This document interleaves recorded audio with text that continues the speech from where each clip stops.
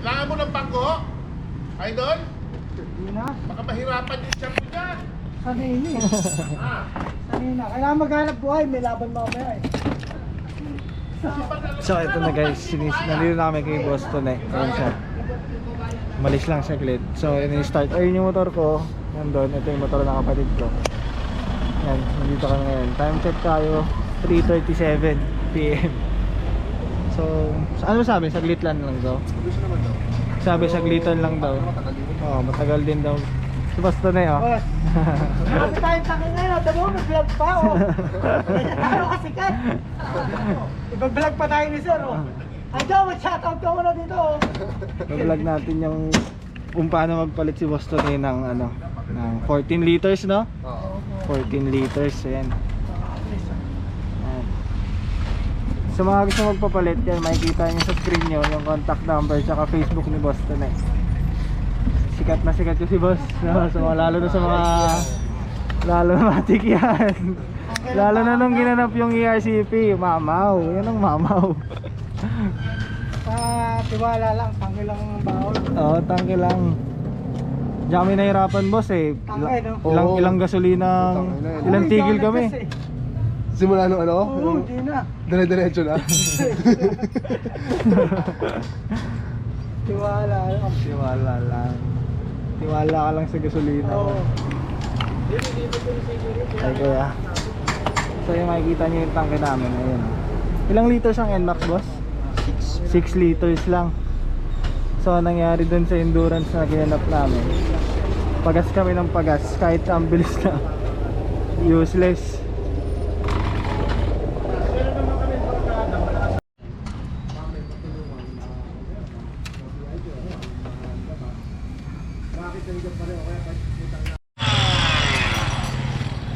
Putol. Bagal si Dore.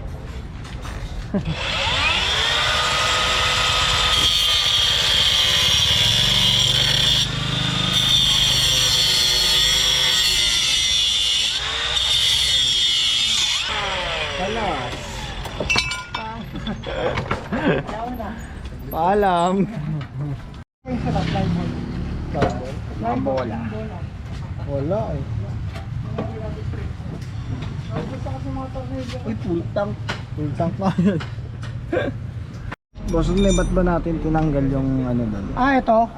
Kasi Okay. pag di natin tinanggal yan, di mapapasok yung tanke na rin. Sabay sa pala siya. Wait lang, ako na. Sige. So kaya pala nila tinanggal to guys. Kasi syempre 14 liters, 6 liters lang yung tangke natin. So hindi talaga kakasya to dyan kapag nandyan talaga yun. So ito yung example ng tangke. Yan. Kumpara mo talaga dun sa 6 liters, mas malaki.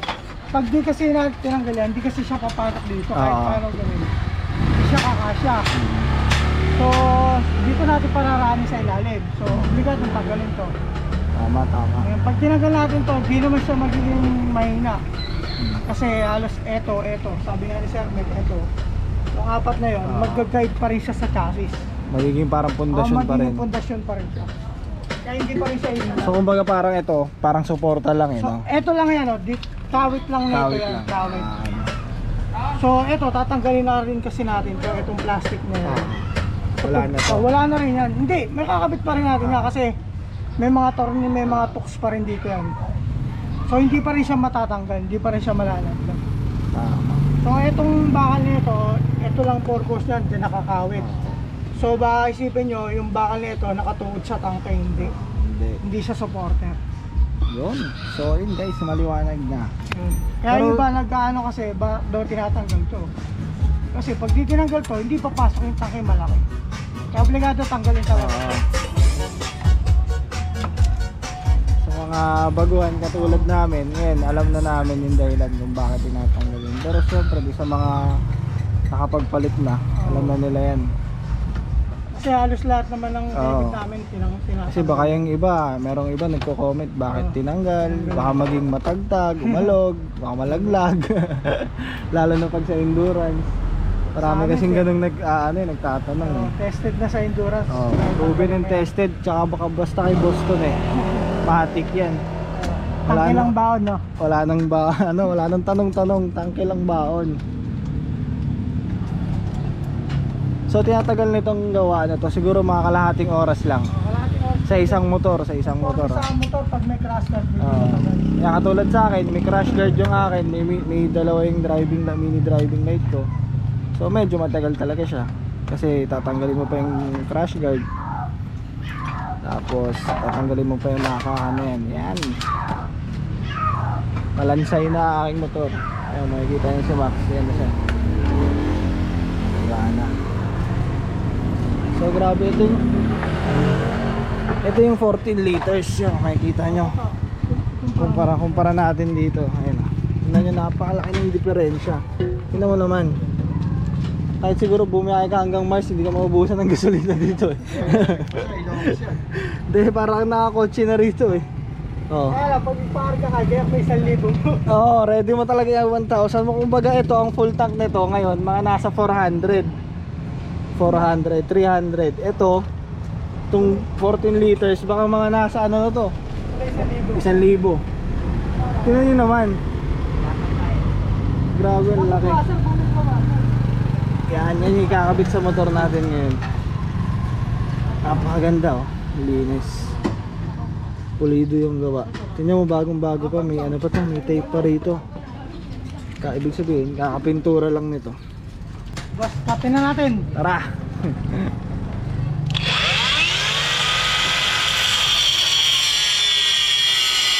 Tingnan nyo, ang laki ng diferensya. Ginawa namin kaya sinasalid niya na yung gasolina ko. Ang mali ko ata, pina full tank ko eh. Okay na.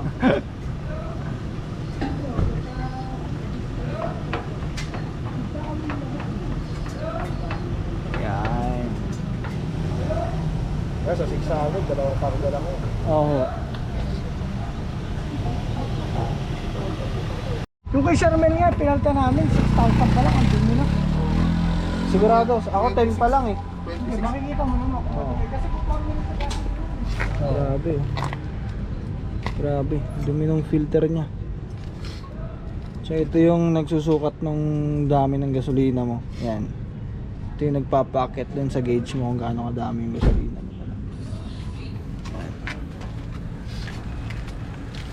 Basta din, ano naman siya no? Magiging accurate naman siya sa ganito gauge. yan, boss. Yan. Paliwanag na rin natin.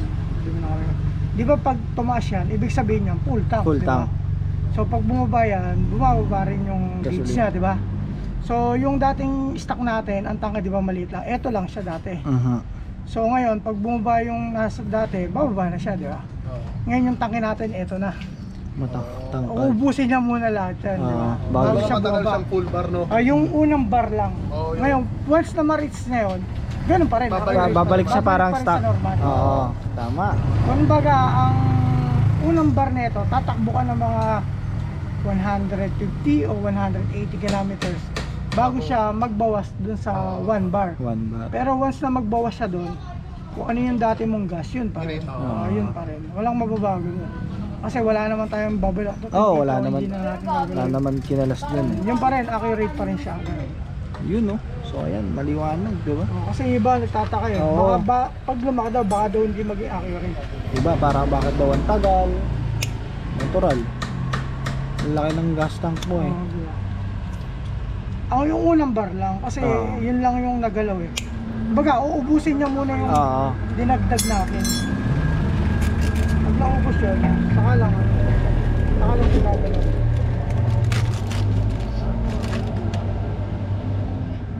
So ayun, pinalda na siya ng bagong Filter. filter. May lock yan. Yan. May lock siya dito, kaya hindi siya Oo. matatanggal. Hindi siya basta-basta yung natatanggal. Dalawa yung lock. Ito yung dating filter. Grabe. Sobrang itim. Kala mo, So ibig sabihin yan, iba kasi akala nila marami na injector nila. Hindi nila alam na pitigil na ng filter yung gas kasi marami na. Ibig sabihin yung daloy ng gas, bitin na May ganun pagdating din. sa injector. Kumbaga ito, parang sakaling ka man, siyempre di ka makakahinga. Ganon din yung filter. Pag marumi na, hindi na siya makadaloy ng gusto sa injector. Kaya akala mo, injector mo, palitin na. Palitin. Kaya iba, ang ginagawa, pina-FI cleaning. FI. So hindi yun ang filter ang kailangan ng maintenance kung talagang marumi na. Every ano ba, ano, palit yan? Grabe yung filter alam ko nyo, parang tsaka na. 15,000 o 10,000 pwede ka magpalit. Pero conforme sa'yo, kung nararamdaman mo parang hindi na maganda Tigil na, umilaw. Oo. Kasi pag bago filter mo, yung daloy ng gas mo, dire-diretso. Diretso. Hindi ka na magdaganon para humigop ng humigop yung pump. Kumbaga, yung daloy niya, dire-diretso. Galing. Ganun diskarte. Kaya ako, kada endurance, pinapalitan ko yung filter ko. Palit din, no? Palit. Oo, mura lang naman, 250. Eh, kada endurance mo, yung daloy So ng gusto gas na yung mo. akin, pwede nang palitan. Oo, content na yan. Palitan mo na. Papalitan ko na rin yung akin. Kaso mo nakabit na ata ni Kuya. Dors, pinalitan mo ang filter yan? Maputi pa? Maputi pa. Pwede pa. Yun, no? Yun lang, no? Basic. Tara, puntahan natin yung atin. Tingnan mo, papakita ko sa inyo kung ano yung itsura kapag nakakabit na yung 14 liters na tangke. Ito na siya. Yan. Ano?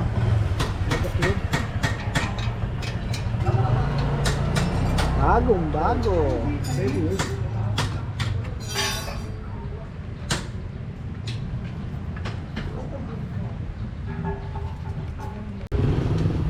Patapos na, oh. So yung mga gustong magpakabit, nandito lang sila malapit sa Boss, anong lugar to? QC, no? Outside racing. Southside Outside Racing. Ito yung pinaka-shop nila. Ayan. So kontakin nyo lang si Boss dun eh. Ayan, dito kayo dadalhin yung mga malalapit. Pwede namang, katulad namin, nag-meet up lang kami. Kasi malayo talaga si Boss dun. Dito kami nag-meet up. Dito kami gumawa. Sila kuya. Dami rin kanina nagpapagawa ng motor dito. Yung mga motor, mga hilero. Kasama sa amin. Chain strap. Yun. Basic lang sana lang ni Kuya yan. Ito. Ito pa rin. Yun.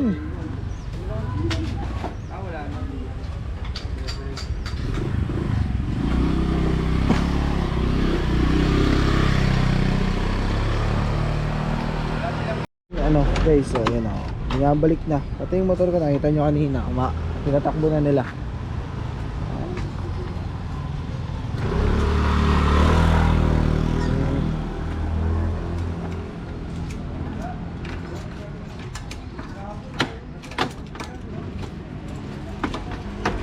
Konti na lang. Ano ito eh? 16 liters. Sobra ba? Talagay sa click ko. Pag natin na, wala na. So ayun na, tapos na kami. Decide doon kung dadagdagan ko. Pero sabi niya sa akin, gusto niya hanggang 600 na. Oh, itong week, okay itong mabukas i-message kita ulit. sige. Yun lang Gcash mo, di ba? Oh, yan din, yung ano yan. Para ba, i-ano namin yung mga registration form kung paano. Oh, hindi. Papasa ko kasi yun ng details. Sige. Para, yan. Iwas. Salamat. Yan, sigurado. Ang pag nagkarga, pag tumakbo ka endurance na, mga 300 kilometers na yan. Oo. Basta na. Sige, Thank boss, you. ingat. Salamat po. So ayun, tapos na. Boss, okay. Bossing. Thank you, thank you.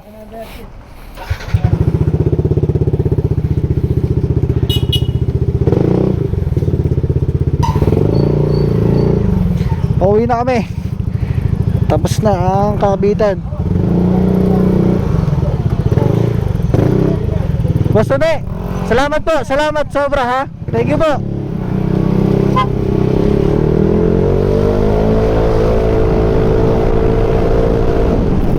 Woo! Tapos din. So hey guys, laki na nung tangke namin.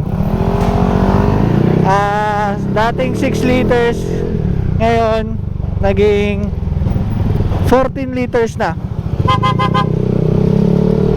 Yun. So malaking bagay yun sa kapag sumasali kami ng endurance. Napakalaking bagay ng ganun. Kasi less yung stop namin. Katulad nyo na pala sa vlog, marami kaming tigil nung time na yun. Marami kaming stop, marami kaming pagas. So nangyayari, kahit na anong bilis mo, nagpapahinga ka ng matagal. So ito, dahil kay Boston yan, 14 liters na yung gasolina, gas tank natin. So ito ngayon, pauwi na kami. Okay guys, magpapaalam na ako at baka humaba na naman na sobra tong vlog na to. Bye. Boy. Ayan, yun si Boy. Kaso din niya si Boy, oh, ayan na. Back na sir, back.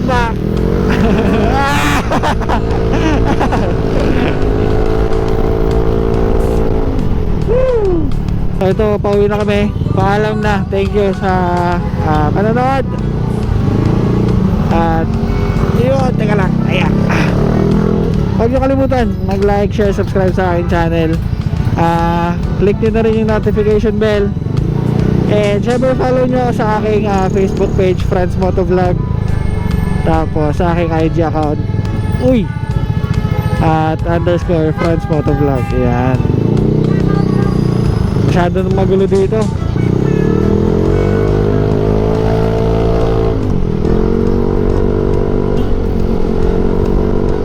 Boy, paalam ka na.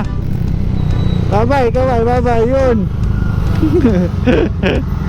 So guys, paalam. Maraming salamat sa lahat ng mga sumusuporta sa akin dyan. Ayan, syempre sa family ko. Ayan. Sa girlfriend ko, thank you. Sa kapatid ko, lagi ako sinasamahan sa mga ganitong bagay. So guys, paalam. Bye-bye. Woo!